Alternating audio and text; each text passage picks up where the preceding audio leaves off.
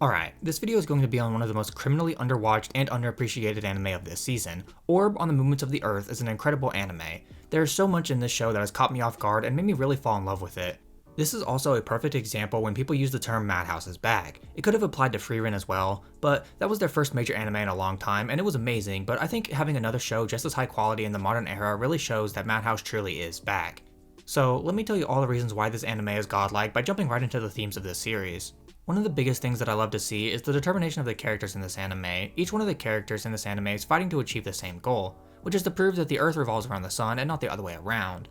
Of course, this is very difficult due to that thought process just being oppressed and not really being allowed. But we have seen these characters not really care about their own well-being and would rather further humanity even if it means that they have to die for it, and that level of determination from all of them is what I really love to see. It also inspires a lot of hope in people as the research keeps getting passed down from person to person, with each one of them adding something that the last didn't think about.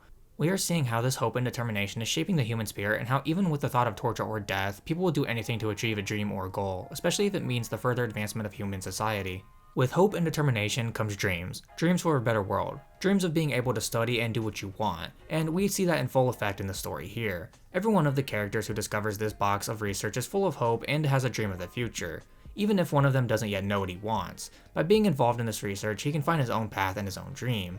This anime has shown us time and time again that the church is trying to stifle people's dreams and hope for a better future. They want everything to remain as it is so they can maintain the power and influence over people, but dreams never truly die. Just like with dreams, when is it that people truly die? People truly die when they are forgotten, when they no longer have any influence on the world. The characters in this story are risking death in order to achieve this great scientific feat, and I'm sure all of them will go down in history and be remembered for a very long time. Each of them having something to contribute to this research makes them invaluable assets, and because of that, they will never be forgotten by the scientific world. So that begs the question, did the previous people who did this research die when they died, or is their legacy lived on even though their names have been forgotten to time? Well, that is up to you to decide. One of the coolest things in this anime so far is that some of the main characters are morally gray and not necessarily the best people, but that arose from the need to survive. Some of the characters are liars, which isn't necessarily a good thing, but it can be beneficial for survival. People in the modern day lie all the time to get themselves out of a bad situation. Lying is an essential part of survival even if we are always told lying is bad. Some of the characters are also murderers, which is objectively not good, but again, this comes from a need to survive or to protect something or someone. Most of the main characters aren't outright aggressive or people who get off on murdering innocent people. Usually it is for a purpose or for survival, and that is what makes it so interesting to see in the story. So throughout this series, we see the church do a lot of really evil shit, just like they did in real life history. This show is trying to say that religion isn't always the best thing. Having something you believe in is fine, there's nothing wrong with that. However, forcing those beliefs on others isn't great. People are all different. We want different things and believe in different things. This is what makes people people. We see firsthand in this story the problem that comes from the church officials trying to control the beliefs of others. We have innocent people getting killed or injured all because they like certain things that the church doesn't like. Allowing people to have the free will to enjoy the things that they like can make people better and also help move humanity forward. I think this anime is a really great retelling of history from a fictional perspective. Obviously, this story isn't real, but what is real is the history. Humans really did believe that the Earth was the center of the universe back in the day. And we also had people who challenged that idea back in the day as well. I also love how we are seeing how astronomy was done back in the day before a lot of the fancy telescopes and our ability to launch things into space. It is really interesting to see how they figured this stuff out even with this is mostly a fictional story. So when you watch this show, you will immediately know that this anime is going to be very heavy, very dark, and drama filled.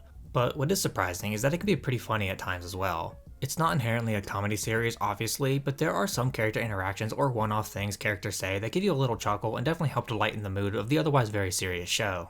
This anime is fucking gorgeous. The art style is really nice, the animation is obviously great with Madhouse at the helm, but the best thing for me is that it really makes this anime so good is the images of the sky at night. This anime is all about discovering the truth of the universe, so obviously we are going to get a lot of shots of the night sky, and it is so beautiful when they do that.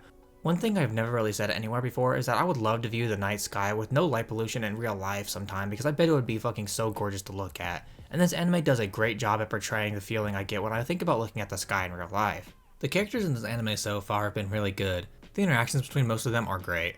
You can really see what kind of role every character plays in the story. One thing that did surprise me when I was watching this anime was the shift in perspective we got. I'm not going to spoil what happens as I want as many people as possible to watch this anime, but I will say it caught me off guard and made me realize that the character writing in this story is going to be top tier. Raphael is the first character we are introduced to, and right off the bat you can tell he is different from those around him. He is very intelligent and loves to look at the stars and figure things out. He has an unbridled passion for finding the truth and even sacrifices everything for the betterment of the human race. Oxy is the next main character we see. At first, he is just a hired killer with some kind of strange past that makes him very scared to look at the night sky. But he has slowly been able to overcome his fear and use his insane eyesight to help with research even if he doesn't really know much about the technical side. But Denny is the next main character we see, and he's the most arrogant character in the entire show, but not necessarily in a bad way, because he can actually back up his hubris with results, which is exactly what makes his character so fun to watch. He has taken on the role of being the lead researcher in this group, but that was just so he could take all the credit for the research. Yolenta is a really cool character, as she is the only female of the group and has shown her intelligence on multiple occasions in just 2 episodes.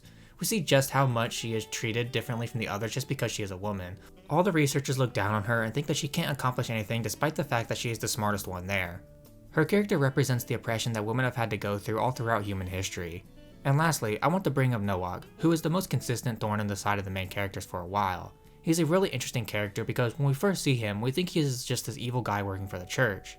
But slowly, we are starting to learn more about him and we are able to see that he isn't as evil as he was originally portrayed to be. Man, the characters are so damn good in this anime that it makes the whole show so good.